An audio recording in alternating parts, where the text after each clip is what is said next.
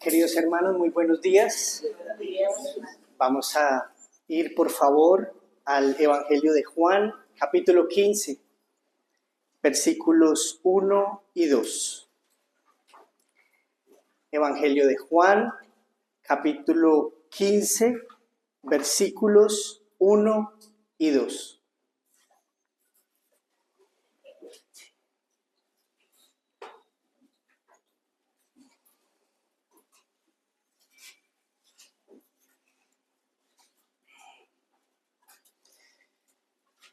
Así afirma el Señor Jesucristo: Yo soy la vid verdadera y mi Padre es el labrador. Todo pámpano que en mí no lleva fruto lo quitará, y todo aquel que lleva fruto lo limpiará para que lleve más fruto. Oremos. Padre Santo, te damos muchas gracias, Señor, por tu palabra. Permítenos, Señor, en esta hora, por la ayuda y guía de tu Espíritu Santo, poderla entender, comprender, aplicar a nuestros corazones, Señor, por su influencia, por tu gracia, Señor, y que tú obres en nosotros corazones quebrantados, corazones sinceros, que tú nos ayudes, Señor, a seguirte con todo nuestro corazón, Señor Jesucristo. Glorifica tu nombre, glorifica tu palabra, bendice este pequeño remanente. En Cristo lo rogamos. Amén. Una característica común en el ministerio del Señor Jesucristo es que cada vez que Él hablaba, las personas que lo escuchaban sabían que estaban recibiendo algo, que algo de lo que Él estaba diciendo les impactaba, tocaba sus conciencias. Es decir, nadie que escuchara una predicación, un mensaje, unas palabras del Señor Jesús, podía salir de ahí como si nada hubiera pasado. Sabemos que el Señor hablaba como quien tiene autoridad y que Él es la sabiduría misma. Así que todos que lo escuchaban, algo recibían, de alguna manera eran impactados. Tenemos como ejemplo la parábola de los labradores malvados. Él dio una palabra de los labradores malvados y allí estaban los fariseos. Y dice las Escrituras que cuando escucharon esta parábola, ellos entendieron que Él hablaba de ellos. Jesucristo no dijo los fariseos, los publicanos, no lo señaló directamente, pero al exponer la palabra, al exponer la verdad, era la verdad la que llegaba a lo profundo del corazón de los oyentes, de tal manera que ellos reconocían que el retrato de lo que Cristo estaba diciendo reflejaba la condición de sus corazones. Eso es lo que hacía el Señor Jesucristo. Recordemos también la escena de la mujer que fue sorprendida en adulterio. Hay allí unos acusadores, la quieren apedrear, la quieren matar, pero ellos ignoraban su propio pecado. ¿Qué les dijo el Señor Jesucristo? Creo que todos conocemos las palabras. Les dijo: el que de vosotros esté sin pecado, sea el primero en arrojar la piedra contra ella. ¿Y cuál fue la reacción de estos oyentes? Dice en Juan 8:9, yo se los leo. Al oír esto, acusados por su conciencia, salían uno a uno, comenzando desde los más viejos hasta los postreros. Entonces vemos allí cómo nadie podía permanecer indiferente a las palabras del Señor Jesucristo. Unos las recibían y se humillaban y buscaban a Cristo. Otros las recibían y lo rechazaban y se alejaban de Él. Pero nadie podía decir: no, eso no tiene nada que ver conmigo. El peso de la verdad impactaba sus conciencias. El filo de la palabra les afectaba. El Señor Jesucristo no buscaba impresionar a la audiencia. Él buscaba que se convirtieran. ¿Cómo lo hacía? por medio de la palabra, quería impactar el corazón, confrontar el corazón, revelar el estado del mismo y que se arrepintieran de su pecado, de su maldad. Estamos aquí entonces en esta sección donde Jesús nos habla sobre la vid y los pámpanos. Es una figura donde el Señor quiere distinguir entre dos clases de oyentes que han existido a lo largo de la iglesia. Toda la iglesia del Señor hay dos tipos de oyentes. Unos son aquellos que están unidos verdaderamente al Señor Jesucristo, los pámpanos que están unidos a Cristo de una manera real, vital, regeneradora, pero hay otras ramas que están unidos de manera externa, de manera formal, como por profesión, porque es una costumbre, porque es una apariencia. Entonces el Señor nos está hablando en esta figura, en esta metáfora, de esos dos tipos de oyentes, donde el Señor Jesucristo dice que Él es la vid verdadera. Es decir, Jesucristo es la fuente de la vida espiritual. Luego nos dice que el Padre es el labrador, el que cuida, el que discierne cuáles son sus ramas y el que conoce los pámpanos o las ramas. Y los discípulos son las ramas que si están unidos al Señor, entonces producen fruto. Eso es lo que tenemos allí. Pero aunque es una declaración muy sencilla, la realidad es que esto es lo que define la verdadera conversión. Si alguien es un verdadero discípulo del Señor. Es decir, si alguien está unido verdaderamente al Señor Jesucristo, va a producir fruto, frutos espirituales. Pero si alguien no produce frutos, no puede decir que está unido al Señor Jesucristo. El Señor Jesucristo aquí está haciendo un diagnóstico para toda la iglesia a lo largo de todas las generaciones. Aquellos que lo escuchan, o es un pámpano real, o es un pámpano que no está unido realmente a Él. Entonces, en esta enseñanza veremos 4 puntos. Empezaremos revisando la realidad del profesante estéril. La realidad del profesante estéril. En segundo lugar, la manifestación de esa esterilidad. En tercer lugar, la naturaleza del pámpano fructífero. Y en cuarto lugar, la obra amorosa del Padre al podar a sus hijos. 4 puntos que el Señor nos ayude a ir revisando estas verdades y revisar nuestro propio corazón, examinarnos y que el Señor nos guíe a Él. El primer punto, entonces, es la realidad del profesante estéril. La realidad del profesante estéril.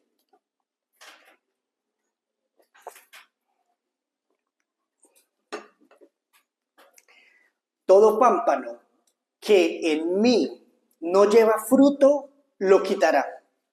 Ese es el profesante estéril. Acá el Señor nos está mostrando un principio espiritual muy importante. Es posible estar en Cristo, pero de manera externa, formal, sin una verdadera vida espiritual. Es posible estar cerca de Cristo sin ser regenerado, sin haber nacido de nuevo. ¿Por qué?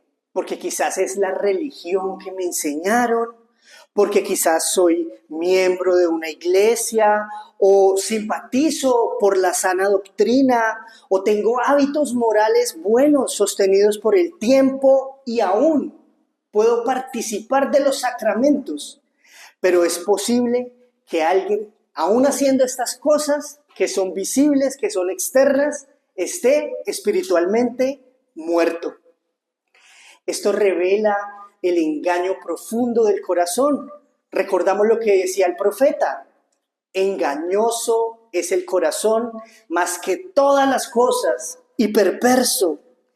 Y es que el autoengaño espiritual es el peor de todos, porque crea una falsa seguridad que puede creerse que es un verdadero cristiano, que es un verdadero discípulo por años, por décadas, estar tan cerca de las cosas de Dios, pero no estar cerca de Dios mismo. Aquí el Señor Jesucristo no está hablando del verdadero creyente, sino de aquel que fue colocado entre los discípulos, pero no está injertado por la fe.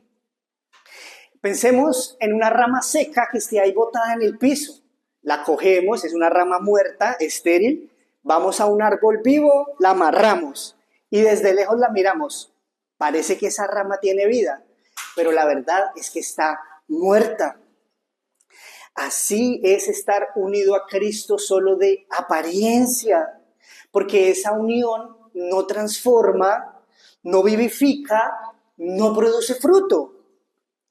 Esta es una unión formal que tristemente puede, como es de apariencia, como es algo externo, engañar a otros. La misma persona puede estarse engañando a sí misma, pero esto no puede engañar al labrador. Recordemos que Dios es el que conoce los pámpanos. Él discierne los corazones y el Señor sabe qué es lo que es producido por el fruto del Espíritu Santo de lo que es producido por una religión vana, formalista, externa. Él lo conoce. Entonces, estamos pensando en el corazón, pero hay cosas externas que parecen, por ejemplo, tener conocimientos doctrinales profundos, tener emociones religiosas intensas, participar en los servicios de la iglesia. ¿Es posible tener esto? Sí, un profesante estéril puede tener esto, pero es posible que no haya nacido de nuevo. Carecer de los frutos del arrepentimiento de sus pecados y de la búsqueda de la santidad, sin la cual nadie verá al Señor. Así que ahí es donde está la clave. La ausencia de fruto espiritual es la evidencia de que no hay vida espiritual, de que no hay unión con el Señor Jesucristo. El árbol es conocido por sus frutos, no por sus hojas. Entonces, hay hojas. ¿Cuáles serían las hojas? La apariencia, el activismo, las palabras. Pero si no hay fruto espiritual, entonces no hay nada. El Señor Jesucristo maldijo la higuera. Recordemos cuando Él la maldijo. Fue y no tenía fruto. Podía tener hojas la higuera, pero no tenía fruto. La higuera representa a Israel. Y el pueblo de Israel tenía mucha apariencia de piedad, pero nada de realidad. Estaba vacía de vida. Tenemos algunos ejemplos. Podemos ir por favor a Hechos, capítulo 8, versículo 13. Hechos, capítulo 8, versículo 13.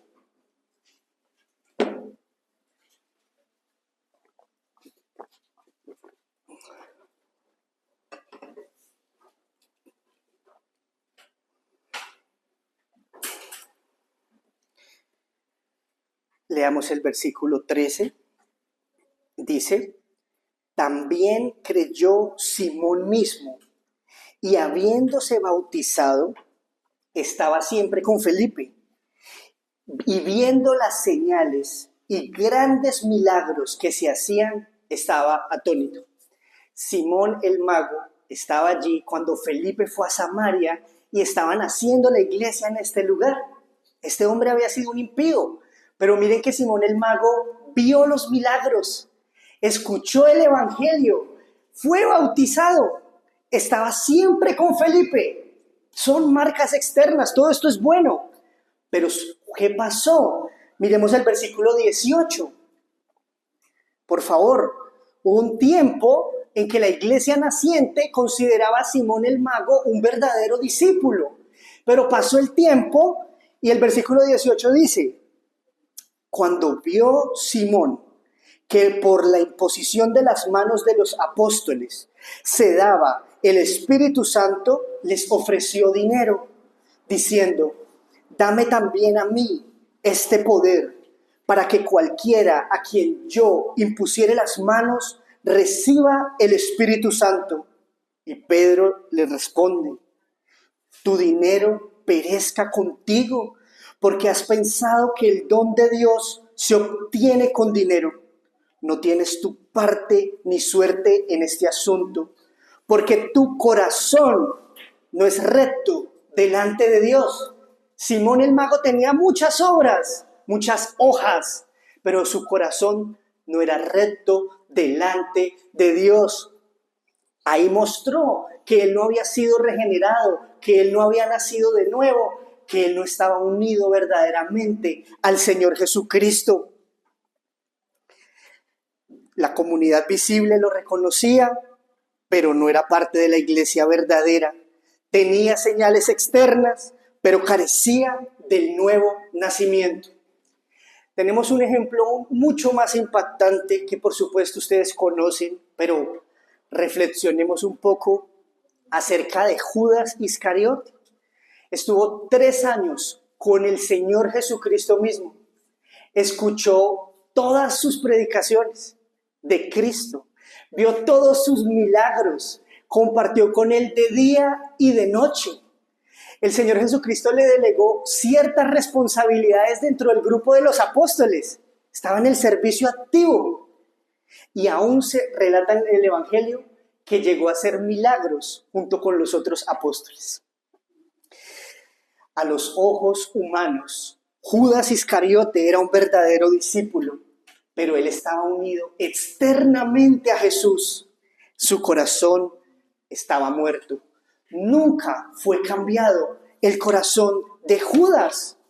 En Juan 6:70, Jesús dice de él: uno de vosotros es diablo. De esos apóstoles, de esos discípulos cercanos. Recordemos que la multitud iba y luego se retiraba, pero había un grupo de discípulos que lo habían dejado por seguir, lo habían dejado todo por seguir al Maestro, al Señor Jesucristo. Y a ellos es que les dice: uno de vosotros es diablo. Su traición reveló que su profesión no reflejaba una fe viva. Su proximidad externa al Señor Jesucristo no le otorgó salvación. No había un vínculo espiritual real con Cristo. Imagínense en esto: Judas estaba al lado de la luz verdadera que alumbra a todo hombre, pero su corazón estaba en tinieblas.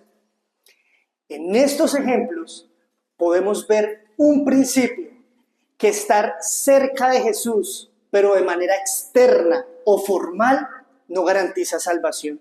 Eso no es la salvación. Se puede estar dentro de la iglesia, participar de cultos, participar de la comunión, escuchar buena doctrina, conocer y manejar buena doctrina y ver la obra de Dios y aún así no haber nacido de nuevo. Es posible. Ese es el profesante estéril. La unión vital con Cristo no consiste en experiencias externas, sino en el fruto espiritual que nace de esa verdadera unión con el Señor, de una fe viva y que ha sido por la regeneración un verdadero creyente.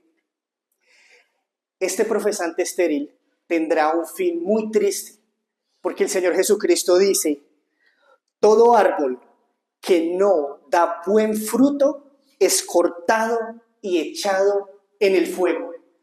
No hay peor juicio que para aquel que ha profesado ser cristiano y en su corazón en realidad no lo es.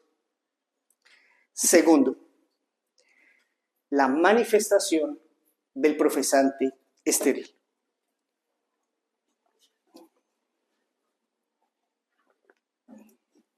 La manifestación del profesante estéril. Acompáñenme a Lucas capítulo 8, versículo 13, por favor.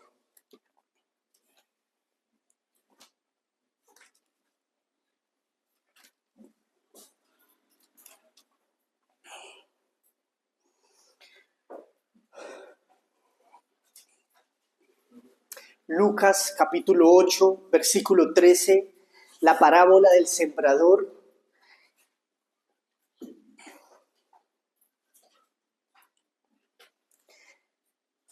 Dice la palabra, Lucas 8, 13. Los de sobre la piedra son los que habiendo oído, reciben la palabra con gozo, pero estos no tienen raíces. Creen por algún tiempo y en el tiempo de la prueba se apartan. La semilla que cae en el corazón de pedregales, ¿lo recuerdan? No tiene raíces, pero hay un pequeño tallo que están haciendo, pero por dentro no hay raíces, porque hay una piedra que no deja avanzar la raíz. Allí podemos ver que puede haber emociones, que puede haber entusiasmo, pero no todo entusiasmo espiritual procede del Espíritu Santo. No toda emoción religiosa es prueba de conversión. ¿Por qué? Porque externamente puede haber alguna presión que esté motivando a esta persona, pero no está en su corazón el hacerlo. Porque puede haber un ambiente espiritual, porque puede haber un impulso, una reacción de las emociones humanas, pero en un momento determinado, la palabra del Señor va a hablarnos de obediencia, de santidad, de renuncia, de sujeción, de someterse a la palabra del Señor. Llega ese momento y estos que no tienen raíces abandonan su profesión. Similar ocurre al versículo 14, la semilla que cayó entre espinos. Lucas 8:14, la semilla que cayó entre espinos. La que cayó entre espinos, estos son los que oyen, pero yéndose son ahogados por los afanes y las riquezas y los placeres de la vida y no llevan fruto. Ahí está la característica de un profesante estéril. No lleva fruto, escucha, manifiesta cierto gozo, cierta emoción, pero allí en su corazón hay un amor todavía por las riquezas, por el mundo, por los deleites de esta vida, los placeres de esta vida. Y recordemos lo que estudiamos en otra ocasión, que es la semilla de la palabra, compitiendo contra el amor del mundo, va a perder la palabra del Señor. El amor al mundo se lo va a llevar hacia el mundo. Así que puede tener suficiente religión para tener una conciencia tranquila. Estoy bien, estoy haciendo esto, estoy haciendo lo otro, pero eso no le ayuda a ser transformado. Lo que tiene no le ayuda para dar frutos espirituales. La realidad es que aman a Cristo, pero aman más al mundo. Buscan la bendición, pero no buscan la obediencia. Desean el alivio, pero no desean la santidad. Y allí está entonces. No dan muerte a sus pecados. No separan su corazón de los ídolos. No renuncian a su autosuficiencia, sino que están entre las dos cosas, las cosas de Dios y el mundo. Pero el mundo y sus deseos están allí en su corazón, atrayéndolos más y más. Cuando primera de Juan 2:15 dice, si alguno ama al mundo, el amor del Padre no está en él. El amor al mundo no es un complemento inocente de la fe. El amor al mundo es un enemigo mortal de la fe, porque en el corazón o gobierna el mundo o gobierna Cristo. No pueden gobernar los dos. Así que el profesante estéril, como está alimentando su deseo por el mundo y por las cosas del mundo, como pasó con Simón el mago, en un momento determinado, sus afectos, sus prioridades, sus decisiones, su conducta moral saldrá a la luz. su corazón estaba al mundo, en su vida ya no podrá mantener las hojas que tenía, mostrará que es del mundo. Es el fruto nuevamente el que da la evidencia de verdadera vida espiritual. Tercero, la naturaleza del pámpano fructífero.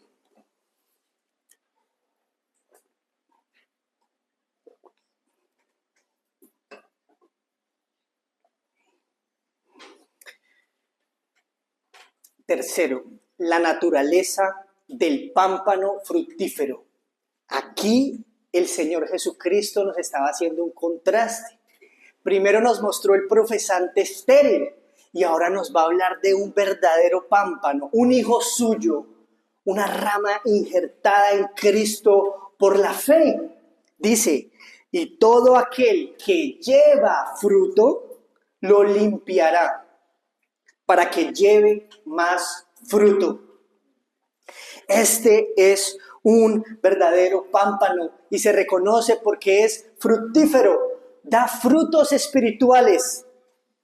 Y tengamos presente, este pámpano fructífero no da fruto para ganarse la salvación, sino que la realidad es que desde antes ha sido injertado en Cristo por la fe y porque está en Cristo es que da fruto. Es así. Miren, Jesucristo es la fuente de la vida espiritual. Por la fe en Él somos unidos a Cristo.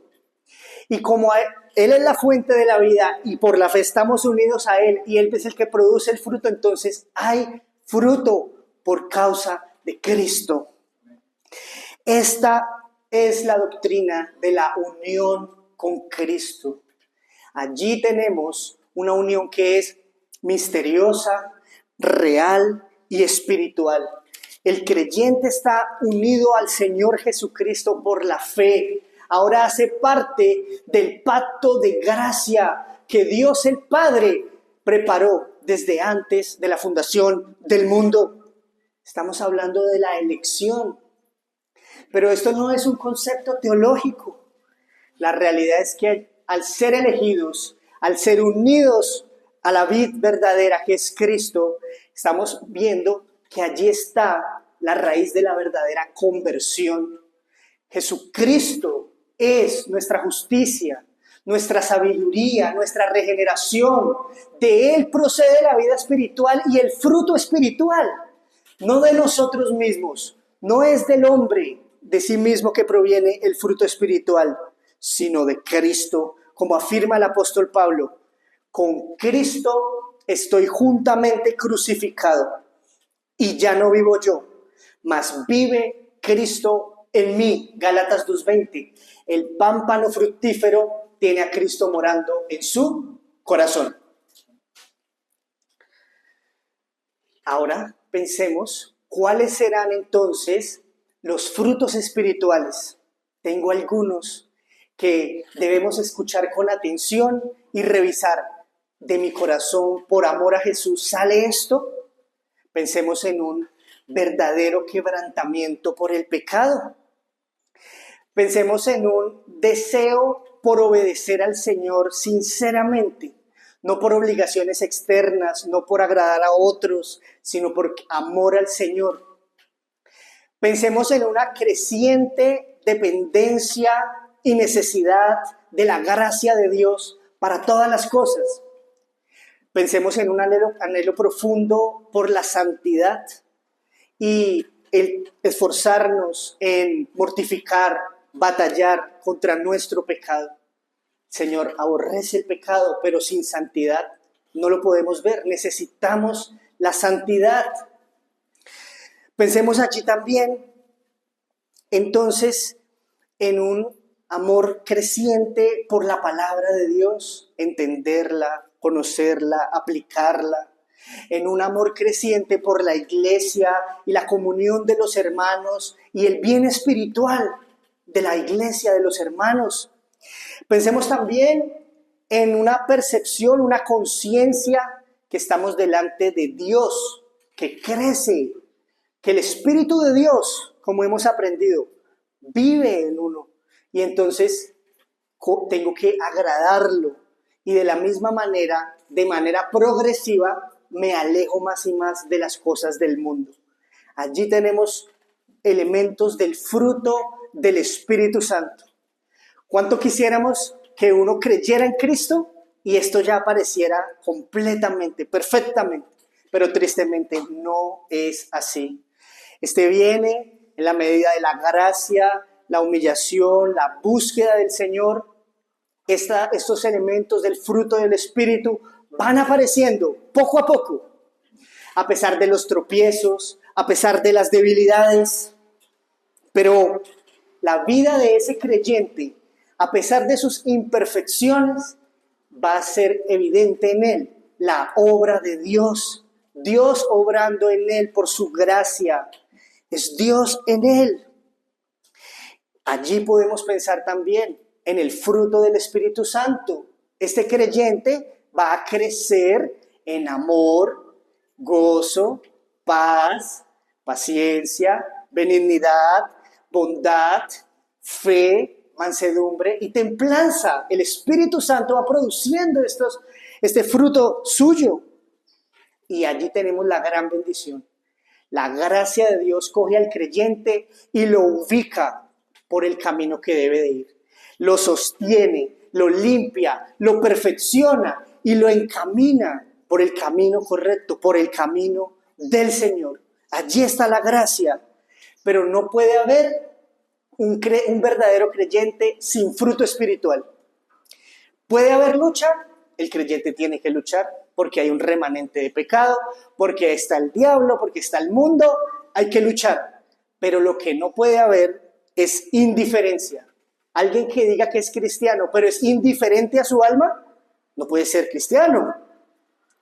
Pueden haber caídas, porque aún el cristiano puede pecar, pero abandonar la fe completamente, un día decir no más, no puede ser un verdadero cristiano. Es posible que el fruto tarde en aparecer. Es posible que vaya avanzando en uno, en otro elemento, poco a poco, pero como está unido al Señor Jesucristo, ese fruto va apareciendo, va surgiendo, va creciendo a la imagen del Señor Jesucristo, esta persona, este creyente. Pero alguien que se diga que es cristiano y no tiene estos frutos espirituales, no es cristiano. Vamos al cuarto punto. La poda del Padre.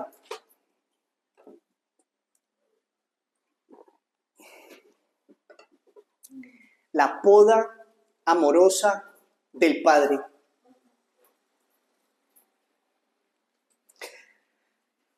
Todo aquel que lleva fruto lo limpiará para que lleve más fruto. Allí tenemos otra verdad hermosísima, maravillosa. El Padre es el labrador. Conoce los pámpanos, los discierne, pero también el Padre va obrando en ellos, va formándolos activamente. No los deja como está. Allí, en esa poda, que lo podemos relacionar con incluso la disciplina del Señor,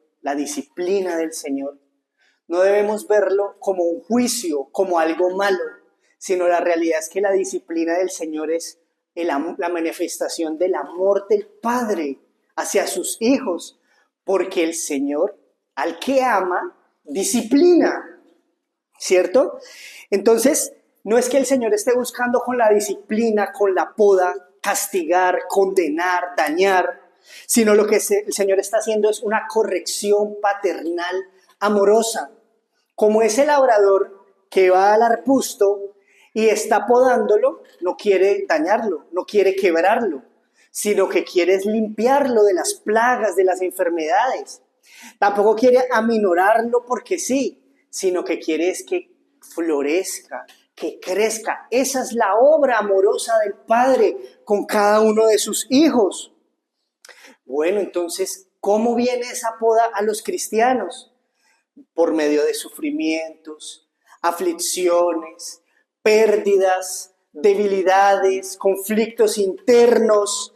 Y en todas estas cosas que a nuestros ojos no las quisiéramos afrontar, Dios las pone allí para que salga de nosotros el pecado, para que se vea en nosotros lo que todavía tenemos que trabajar, en lo que tenemos que ser transformados. ¿Qué tal si el Señor nos quita nuestras comodidades? Entonces deberíamos depender más de Él, acercarnos y humillarnos más y más al Señor. ¿Qué tal si el Señor frustra nuestros planes? Quería irme por allá, pero el Señor me dijo, no, es por acá, para alinearnos a su voluntad. ¿Qué pasa si el Señor mueve algo que lo tenemos en nuestro corazón como un ídolo y el Señor lo quita para humillarnos, para quitar el orgullo de nuestro corazón, la autosuficiencia? En todo esto, el Padre amoroso ve el corazón de sus hijos, trabaja en el corazón de sus hijos a través de la poda, y lo que Él está haciendo es formando al Señor Jesucristo en esta alma, para que salga el pecado, salga el mundo de Él y esté floreciendo más bien ese fruto espiritual. El salmista lo dijo, antes que fuera yo humillado, descarriado andaba, mas ahora guardo tu palabra. Es necesaria la humillación en las manos del Señor. No nos destruirá, sino que nos purificará. Ante la poda y la disciplina del Señor, debemos de entender que el Señor tiene una voluntad que es sabia, que es suprema, que Él hace todas las cosas conforme a sus designios.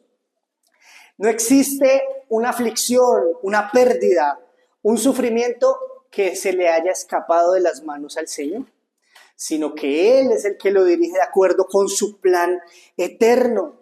El labrador a sus hijos está removiendo lo que estorba, está corrigiendo lo que está desviado, está fortaleciendo esa planta, esa vida espiritual, porque Él mismo la plantó. Así que Él quiere verla hermosa, Él quiere verla florecer.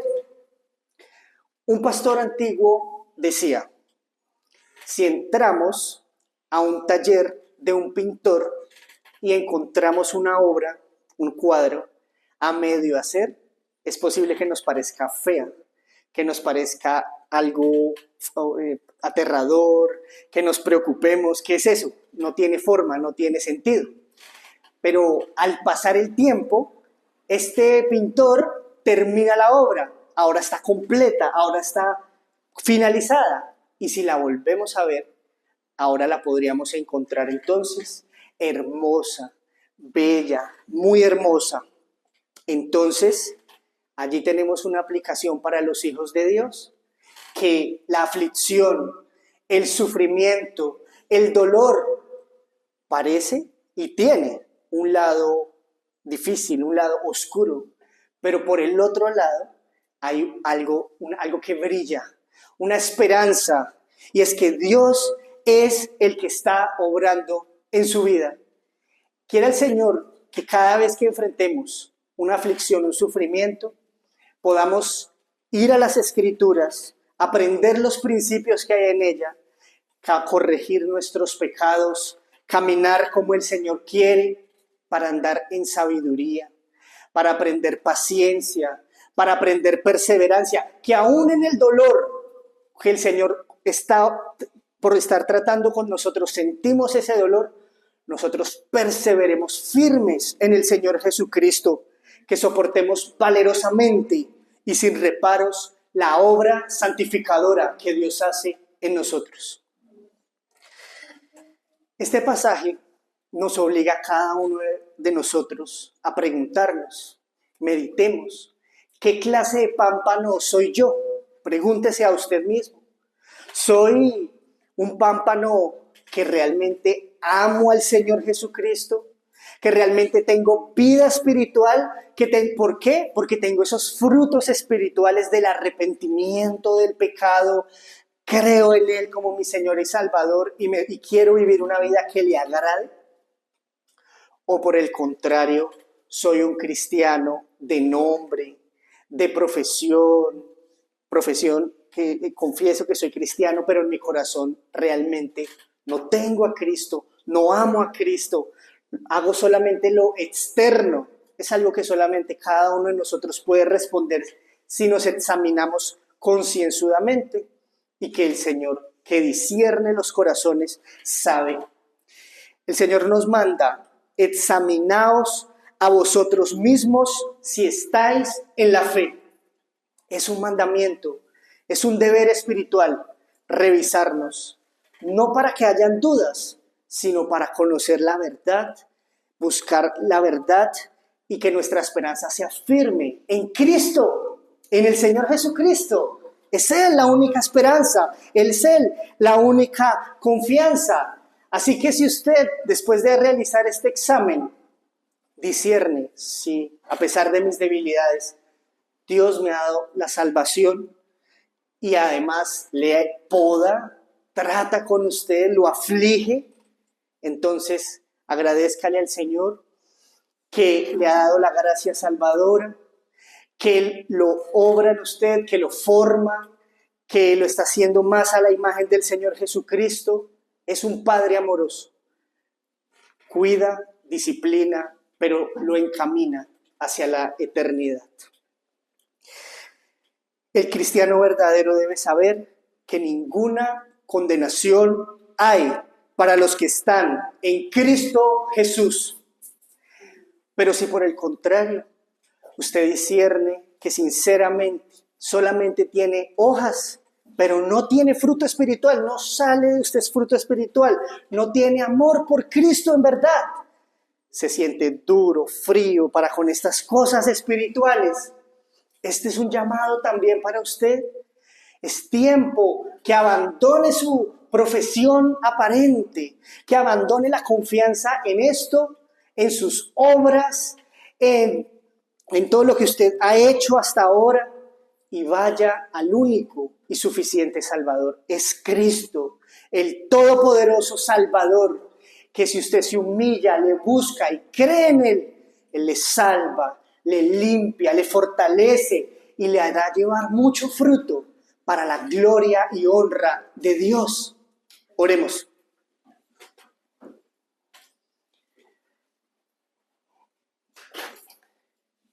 Padre Santo, te adoramos, Señor, por tu obra tan maravillosa.